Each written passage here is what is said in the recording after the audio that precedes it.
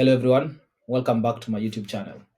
My name is Edward Corey Minor, and in the past 7 years I've been a leading digital marketing specialist, working primarily within agencies to make sure that their client fulfillment teams are working up to par and delivering the result that the clients are looking for. In the last 15 months, I've been primarily focusing within the US market, working with one of the leading real estate digital marketing agencies called Direct to Deals. And during that time period, we've managed to work with over 250 clients, approaching 300 right now.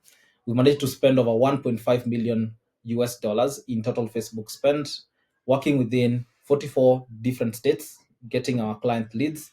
And also, I've been the leader for a team of media buyers who are working from all the way from the Philippines to Colombia for a total of 3 individuals within the team. So what we're looking at today is some of the top lessons that the last 15 months have taught me with working with such a huge amount of clients and aiming to deliver the best result that we can get for them.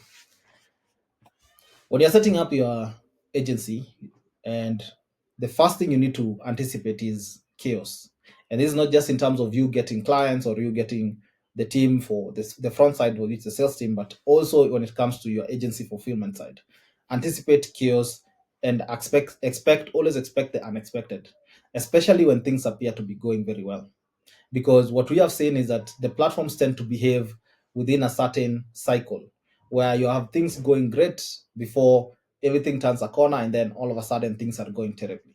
And this could be technical in terms of the Facebook platform, the Go High Level, or the Zapier, or whichever tools that you're using within your agency to deliver the client results. Or they could also be non-technical in with issues that, for example, a team member is sick, a client is unhappy with the results or the quality of the leads that you're delivering, and they start having issues and expressing their concerns aggressively online, which will also affect the business and the business reputation. So what you need to do is whenever you're setting up your systems, always build for failure, always anticipate the worst, because what you've seen is, for example, with Facebook, whenever it comes to the technical challenges and the platform starts misbehaving, you'll notice that almost all the other platforms follow a similar cycle.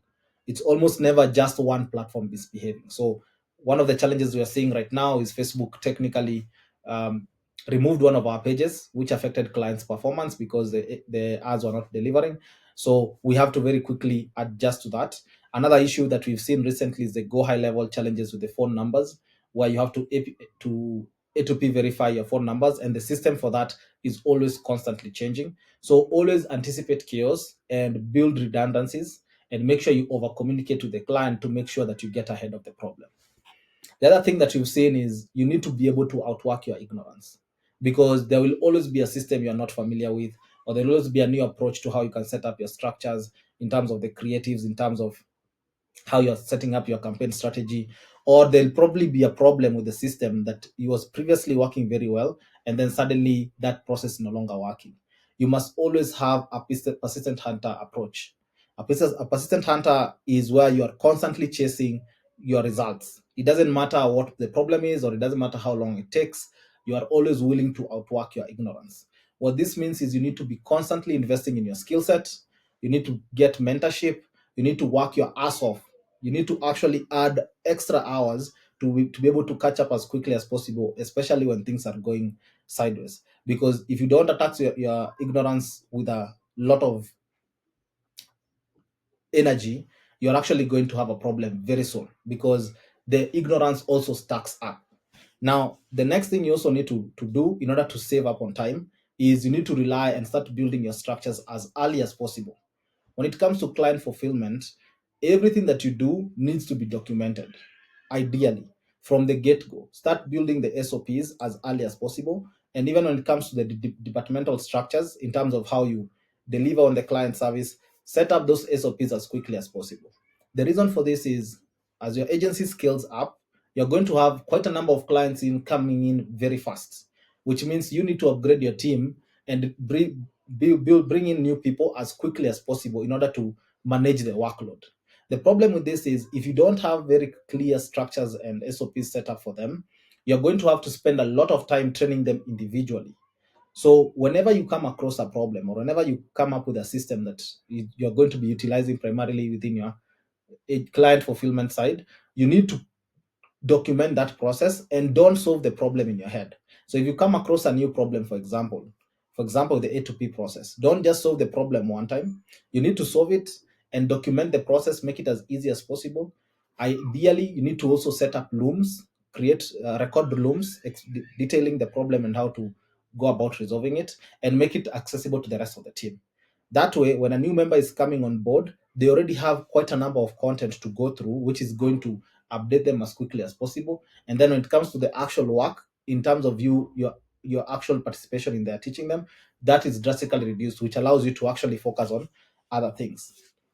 Now, when it comes to actually the updating of your team members, and as you're scaling up, you also scale up your team. You need to have a consistently hot pipeline in terms of the A team members that you have. So the biggest problem that we've seen is in the process of setting up your agency, your focus is solely on getting the clients. But then when you focus on setting up the clients, what you're forgetting to also do is create a very structured system for you to bring in A team members to take up the workload as the client workload increases. So what you need to have is a consistently hot pipeline of both clients and also A team members. Ideally, have a few media buyers and other and CSMs who you've already interviewed and are on the pipeline, so that in case the team reaches the so every team member has a number of workload or a number of client accounts that they can handle, especially when you understand the different tasks that each team member can take in terms of building up the accounts, of doing the optimization, or even doing the client changes for the changes that the client who are already within the system are requesting. So you need to understand, for example, every team member can comfortably handle, let's say, 40 accounts. But then if they are to really stretch themselves, they can comfortably handle up to 50 accounts. But anything above 50, now we start getting to the laws of diminishing returns, where the team member is overwhelmed and the client results start to drop. So when you know that we have, okay, we are currently at a client rate of 40 clients per media buyer, for example, let's start doing the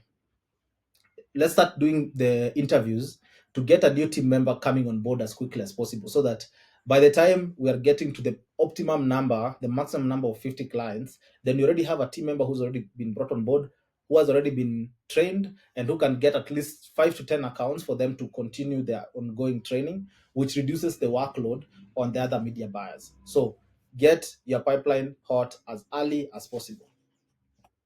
Then the other thing that you need to do, especially as the agency is scaling up, is you need to get out of the weeds as early as possible.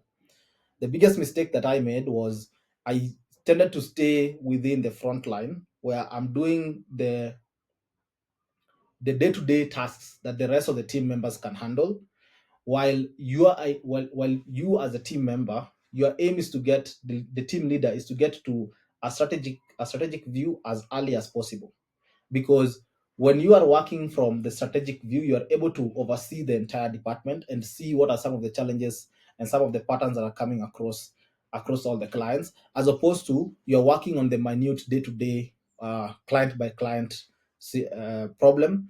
And what that does is that you don't get to see some of the overall strategic uh, problems that could be coming up.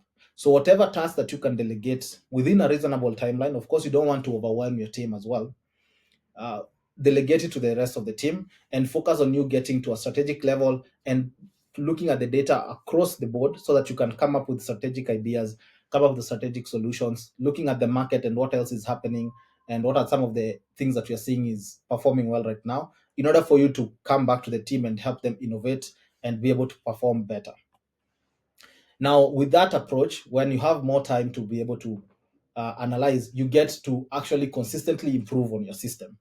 So, regardless of how your system is currently set up, if you break it down into a chain, when it comes to the client, the agency fulfillment side of things, if you come and break down the chain of actions that make up the fulfillment center, what you'll be able to see is you can look at each system and analyze what area is actually not performing as well as it could be, in order for you to start optimizing it. Because it doesn't matter how well your system is currently performing, I guarantee you something is going to break, especially with the changes that we when it came to the first rule that we set up, which is anticipate chaos. The platforms will start misbehaving, your current system will start misbehaving, and if you don't have uh, uh, an approach of continuous system improvement, you're going to be caught up very quickly. So with this, the strategic view that you're now having, and the with the delegation of your day-to-day tasks, that now you have free time, dedicate a period to think of new ways to provide value. You need to look at the data, you need to look at what else is happening, and come back and teach your team the new approaches, or even touch base with the rest of the customer service team in order to see what are the challenges that they are facing, and how your department can best improve to provide the best value. So always break down the fulfillment cycle and find areas of optimizations within each cycle. Finally, you need to use metrics to evaluate everything. The biggest mistake you can make is simply looking at the data or the dashboard on the Facebook or Google ads. But what you need to look at is, you need to break down even this fulfillment cycle and identify what are some of the KPIs that you can use to identify the performance of each team member, the performance of the department, and just the company overall. Because your role is, again, to make sure that you provide as much value as possible, reducing costs, reducing client churn as much as possible, while increasing performance of every team member, and increasing that, making sure that each of them is actually happy. So you need to analyze not just the ad accounts, but all these other segments as well. And you need to use data to analyze all this information. Look at the team performance, look at how much work is being done, look at what are some of the potential drop offs, and come up with systems in order to improve them. You can also take the time to do company-wide account analysis to identify patterns that are on the macro level that cannot be seen within the micro level.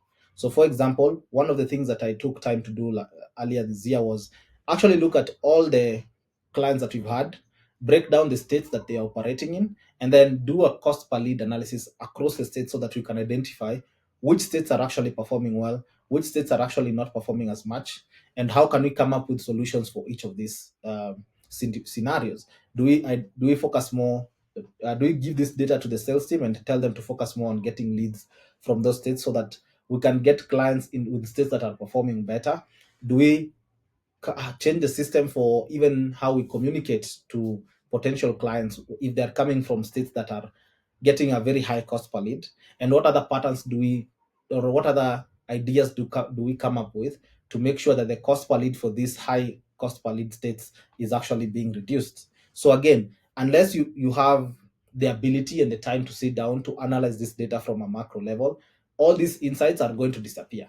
And because you can't get these insights just by working on one or two accounts, you need to be able to look at a very wide swath of data in order to come up with all these systems. So, all in all, there's quite a number of things that you can manage to do whenever it comes to the client fulfillment side. And as the lead person, as the lead fulfillment person, you need to be able to look at data, you need to be able to anticipate chaos and make sure that you're always getting ahead of the game. So, with that, I hope you find this video helpful. Reach out to me in case you have any questions.